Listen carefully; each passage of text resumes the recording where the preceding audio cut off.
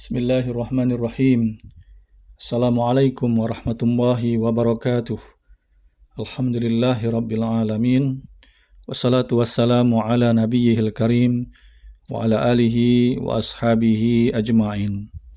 Jumpa lagi pada halaqah Ramadan di hari yang ke-10.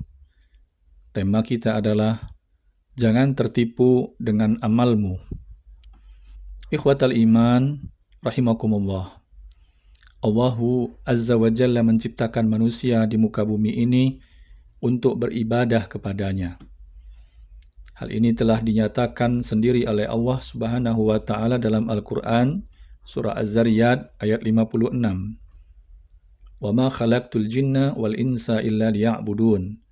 Dan aku tidak menciptakan jin dan manusia, melainkan supaya mereka mengabdi kepadaku.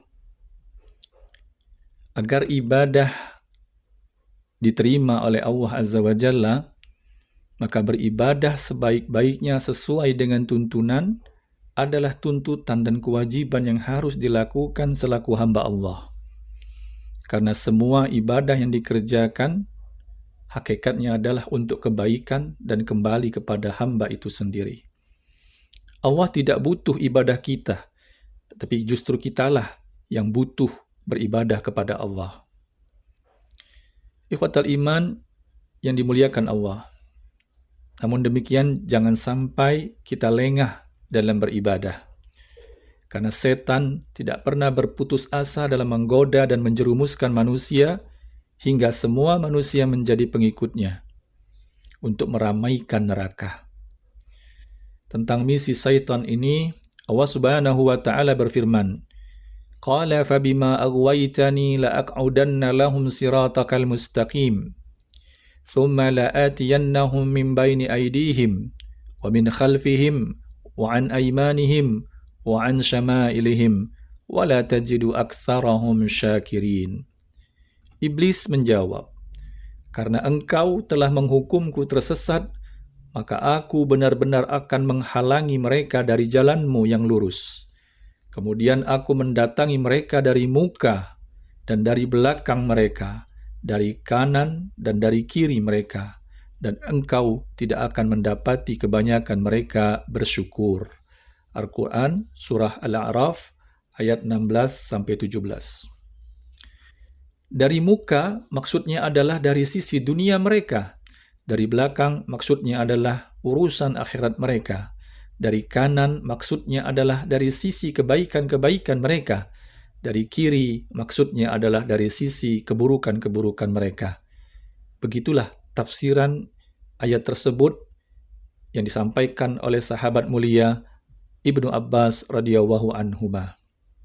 Artinya, ikhwatal iman yang dimuliakan Allah, jika setan tak mampu menggoda kita dengan harta, tahta, dan perhiasan dunia lainnya, maka ada satu celah yang mungkin kebanyakan kita kurang mewaspadainya, yaitu setan menyusup dari celah ibadah yang kita lakukan.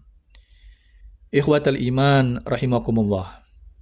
Di antara cara setan menipu kita dalam beramal adalah dengan menanamkan rasa bangga diri, kekaguman dan bangga dengan amal tersebut. Merasa bahwa kita telah menunaikan hak Allah dengan sempurna. Kesombongan boleh jadi ikut tertanam, sehingga ia melihat dirinya paling baik, sementara orang lain banyak kekurangan. Kita mungkin merasa puasa kita, sholat kita, bacaan Quran, sedekah, dan ibadah lainnya telah kita lakukan dengan sempurna. Padahal bisa saja terselip rasa bangga dengan pencapaian itu semua, tanpa ada rasa khawatir sedikit pun apakah ibadah tersebut diterima atau ditolak. Ikhwatal iman rahimakumullah. Sikap orang salih penghuni surga tentu tidaklah seperti itu. Mereka memang bersungguh-sungguh dalam ibadah dan ketaatan. Namun di sisi lain, terselip rasa takut dan khawatir kalau ibadahnya tidak diterima.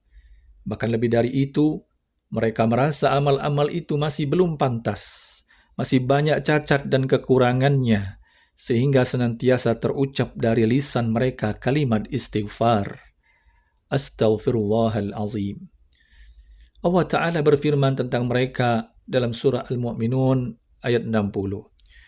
وَالَّذِينَ يُؤْتُونَ مَا آتَوْا وَقُلُوبُهُمْ وَجِلَةٌ أَنَّهُمْ إِلَى رَبِّهِمْ رَاجِعُونَ. Dan orang-orang yang memberikan apa yang telah mereka berikan dengan hati yang takut, karena mereka tahu bahwa sesungguhnya mereka akan kembali kepada Tuhan mereka. Berkenaan dengan ayat ini, Ummul Mukminin Aisyah radhiyallahu anha pernah bertanya kepada Rasulullah sallallahu alaihi wasallam, apakah yang dimaksud dengan ayat ini? Ialah orang yang berzina dan meminum khamar atau mencuri, dan karena itu ia takut kepada Tuhan dan siksanya? Pertanyaan ini kemudian dijawab oleh Rasulullah sallallahu alaihi wasallam. Bukan demikian maksudnya, wahai putri Abu Bakar As-Siddiq. Yang dimaksud dalam ayat ini ialah orang-orang yang mengerjakan sholat, berpuasa, dan menafkahkan hartanya, namun dia merasa takut kalau amalnya itu termasuk amal yang tidak diterima. Hadis riwayat Ahmad dan At-Tirmidzi. Ikhwatul iman rahimakumullah. Al-Imam Ibnu Aun rahimahullahu pernah berkata, janganlah kamu bersandar atau bergantung dengan banyaknya amal yang telah kamu lakukan, karena sesungguhnya kamu tidak tahu apakah amalan darimu itu diterima atau tidak.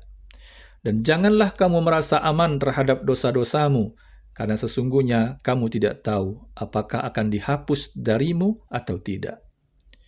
Dan terakhir, mari kita perhatikan, mari kita simak nasihat indah dari Syekh Abdul Aziz bin Abdullah bin Baz rahimahullahu ta'ala. Beliau mengatakan, seorang hamba itu harus beribadah kepada Allah di antara perasaan roja, berharap, dan khauf, takut, cemas, sebagaimana dua sayap seekor burung. Dia takut kepada Allah, tetapi juga berharap kepadanya. Demikian halaqah Ramadan kita hari ini. Allahu a'lam. Barakallahu fikum. Wassalamualaikum warahmatullahi wabarakatuh.